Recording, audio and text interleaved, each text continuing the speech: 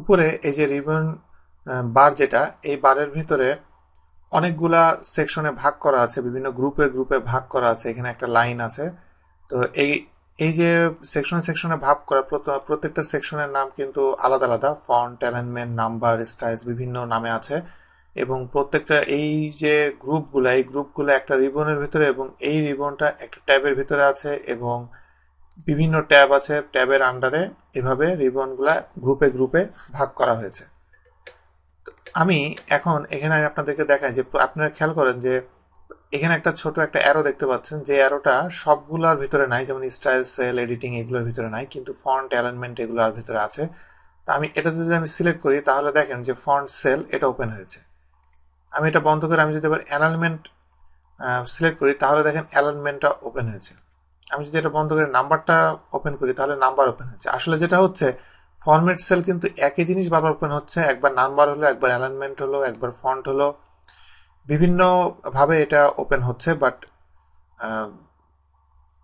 Same যে window, সেই window এখানে ওপেন হচ্ছে। এবং এখান থেকে অ্যাডভান্স যে অপশনগুলো, সেইগুলো এখান থেকে ইউজ করা যায়, যেগুলো সামনে আসবে। এইখানে একটা জিনিস বলি, যে এখানে অ্যাকচুয়ালি যে ওরা যে এই যে টুলস গুলা গ্রুপিং গ্রুপিং করে যে সাজিয়েছে, এটা আসলে কিসের উপর বেস করে এটা আসলে সাজালো?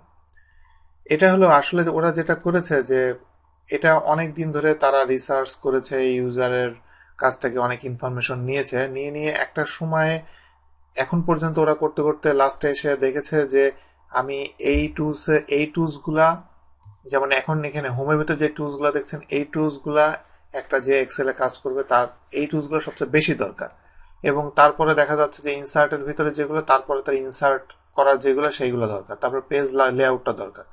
এইভাবে প্রেফারেন্স অনুসারে যে কোন জিনিসগুলো বেশি ইম্পর্টেন্ট, সেই জিনিসগুলা এইভাবে দেয়া, এবং গ্রুপিং গুলাও ওইভাবেই করা হয়েছে।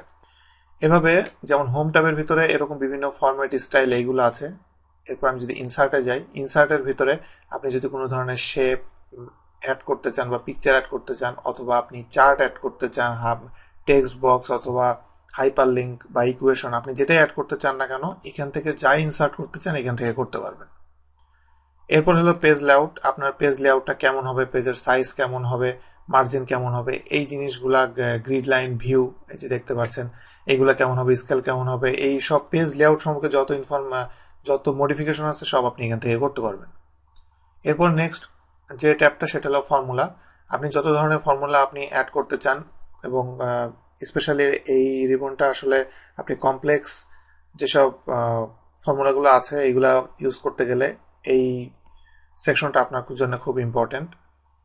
এরপরে আছে হলো ডাটাটা হলো যে আসলে আপনি যদি ডাটাবেস ইউজ করে থাকেন, কোনো এক্সটার্নাল ডাটাবেসের সাথে আপনি কানেক্ট করতে চান, বা আপনার ওয়েব সার্ভারের সাথে কানেক্ট করে আপনি কাজ করতে চান, এগুলো অর্গানাইজ করতে চান, সেটা এগুলোর মাধ্যমে আপনি করতে পারবেন।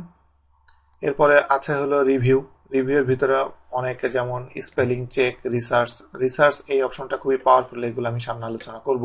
তারপরে ট্রান্সলেট করতে পারবেন, এই ধরনের জিনিসগুলো আপনি ডকুমেন্টেশন চেক বলতে আমি যেটা বুঝাই, সেটা আসলে আপনি রিভিউর ভিতর থেকে আপনি করতে পারবেন। এরপর নেক্সট যেটা, সেটা হলো ভিউটা হলো টোটালি আপনার নিজের প্রেফারেন্সের উপরে, মানে আপনি যে এক্সেলে কাজ করবেন, এটা আপনি যখন কাজ করবেন তখন আপনি কি ফরম্যাটে এক্সেলটাকে আপনি দেখতে চাচ্ছেন। যেমন আপনি যদি এমন হয় যে আপনি গ্রিড ছাড়া দেখতে চাচ্ছেন, এখানে দেখেন যে এখানে কিন্তু গ্রিড শো করছে। আমি যদি এই গ্রিডটা উঠাই দিতে চাই, আমি এখান থেকে আমি গ্রিডটাকে উঠাই দিতে পারবো। এই যে এখানে গ্রিড লাইন শো করছে, আমি এটাকে আনচেক করে দিলে উঠে গেল। আমি ক্লিন ফরম্যাটে চাইলে আমি করতে পারি। তারপর আমি যদি মনে করি দুইটা আমি এক্সেল শিট আমি পাশাপাশি, এক্সেল ওয়ার্ক শিট যেটা পাশাপাশি আমি কাজ করতে চাই দুইটা খুলে, সেটা আপনি করতে পারবেন এখান থেকে।